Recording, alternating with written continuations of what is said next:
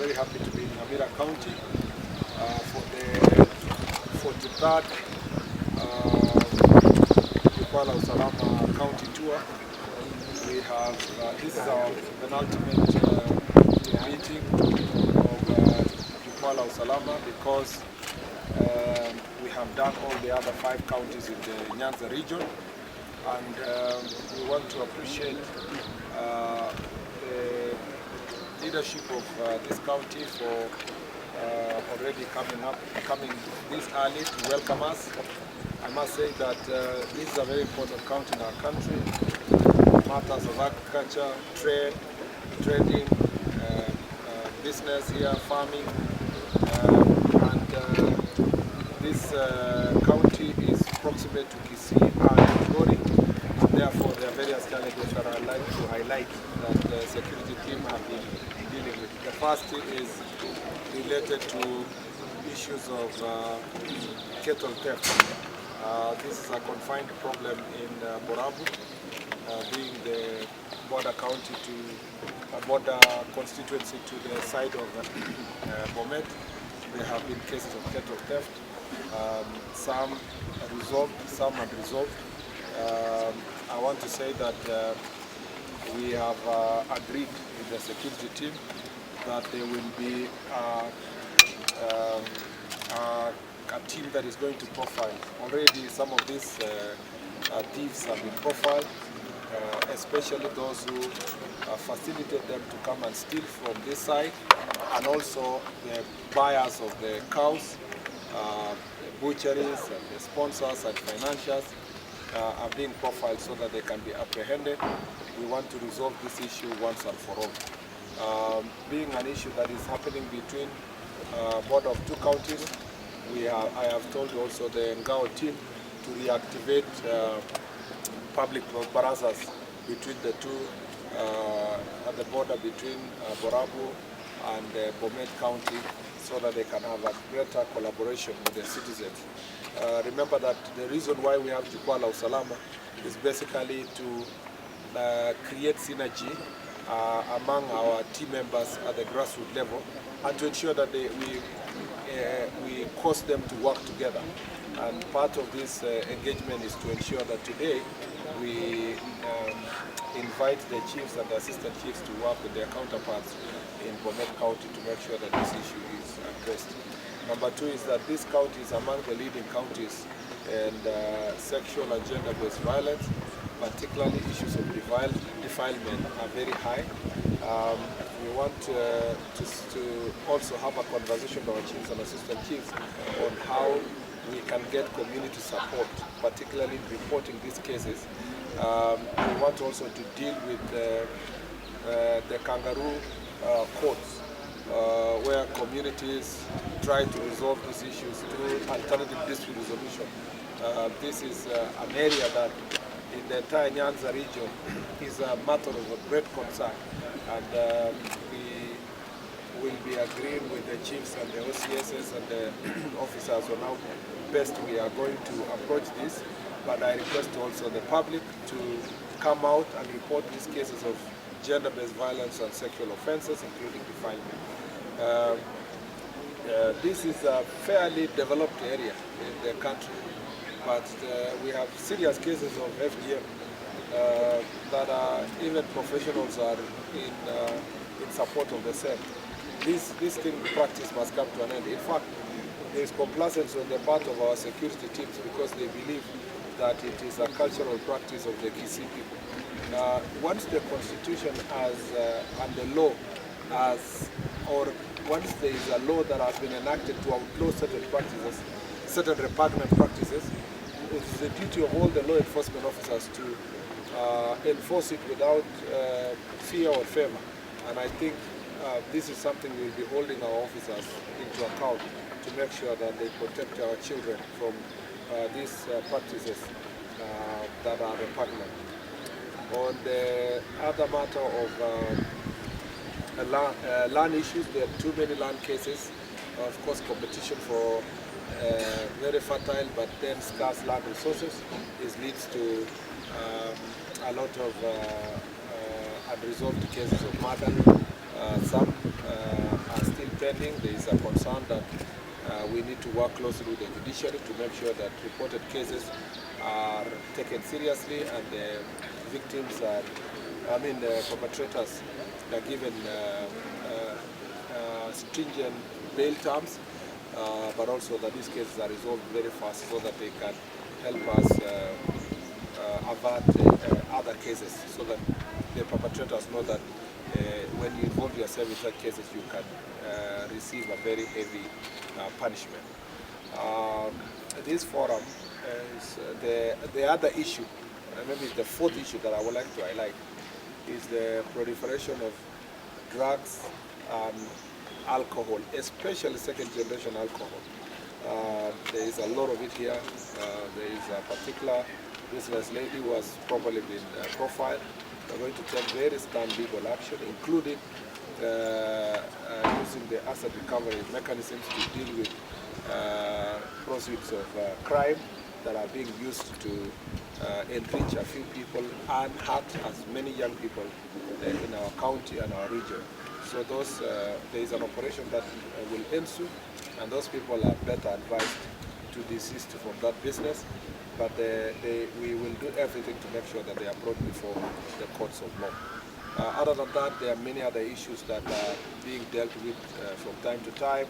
There are other issues related to strength of police officers, issues about mobility, administrative units, offices that we will be thrashing out during this Jubbal of Salama today. In that, with the mobility issues, I will be addressing those issues during the Jubbal. I'll be very happy if the reporters can be there to cover those issues, including the procurement process that is ongoing for getting 3,000 vehicles so that we distribute among our administrators and the police stations.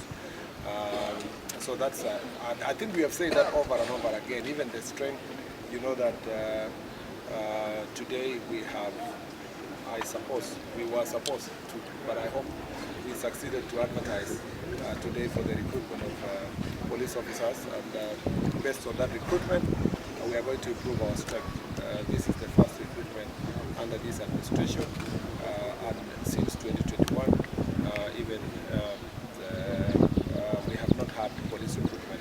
That way, we are going to enhance our strength in the next 9 months. The recruits will have left the training, and I'm sure that we will fill the gap, which has been a big challenge for many of the police stations and police strength. On the question of femicide, is a serious issue. As I said, the President established a task force to work on that issue. The task force completed its work. There is ongoing crackdown and implementation on the issues of gender-based violence. And as I said, it is a conversation we must have as to why in some communities more prevalent to others. What are these cultural practices that are perpetuating these kinds of crimes? What can we do to make sure that we get rid of these heinous acts, especially gender-based violence, which is targeted at women, including FGM, including defilement, kids. Of course, men also are victims of violence. It also goes unreported because of cultural practices that if a man was to come out to say, my wife beat me, they would be ostracized. And we want to deal with these stereotypes that are so ingrained in society that victims are not strong enough to come out. Some of the cases are as a result of mental health issues, use of drugs and alcohol. So as we do crack down on the part of alcohol and drugs, we also resolve the question of mental health that is also driving some people, spouses to kill each other, and in some cases even young people who are dating just by virtue that you have a girlfriend. We have 3 cases that are related to young boys killing their girlfriends, and this is not acceptable. And so mental health issues also is something that we need to address holistically as a society. It's true both in Kisii and Nyamira here and a few other places, even in the Siaya. We established that succession is a big issue. There is a big population, but very small land. So the problem is that families are fighting over who will take over this small portion of land.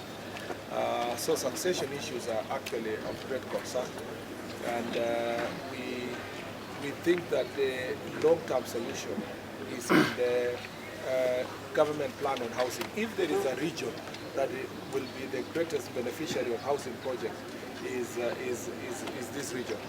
And what is needed is now a plan. I think the Minister of Lands, in our recommendation, should roll out a plan for now land consolidation. People must be willing to own land as companies, you know, as family companies, and then you can live in one area, you can build one tall building. People need to appreciate that the law is in place. Sectional Property Act allows you to own one unit. You don't have to own the entire land. And because of the scarcity of land here, there has to be land consolidation in the long run. And this is something that is done in Kenya. It's not foreign. You go to Mwea, for example, good parts of Embu, you'll find that Embu and Kirinyaga, those Mwea areas, the people are living in one area and they're farming together jointly to be able to protect the land. If everybody in Kenya will be allowed to continue subdividing land in this manner, we are not going to have a country which is food secure. And agriculture will soon, as an important contributor to our economy, is going to be under immense threat. So the solution is in the housing project. I see some people fighting housing. Housing is not a solution for purpose of just building houses. It is extremely important for us for food security, to resolve disputes among communities, that people can have one tall building and live there together and leave the rest of the land for proper cultural production. Even also going forward, in burying our loved ones, we need to stop this practice that everybody has to bury their loved one in their own piece of land next to each other. We must embrace also the culture of public cemeteries, as it happens in other parts of the world. Some of it, actually, we are told that some of this violence happens around the time the people have lost their loved one. They're wondering where they will bury that person. All those issues. We need to also move out and accept that we no longer have enough land for all of us to bury our loved ones in every small piece of land that we have. We need to embrace the culture of public cemeteries that are well organized and that are well defined and well protected by the county government. This e-procurement system is going to enhance transparency in the country. It's going to help us get the most qualified persons to deliver services to government. Remember that a lot of the things we do is based on consumption, things that are supporting security operations. And we totally support the e-procurement. We definitely have challenges. We will continue having challenges. When you're introducing a new system, you will have challenges. But you cannot solve the challenges theoretically. You must solve practically. That means you must adopt the system. Then you work on the challenges as you operationalize. And I was very happy the other day to approve the procurement plan electronically. So our e-procurement process is ongoing. We will have challenges, we will deal with it, and those challenges will help us to farm up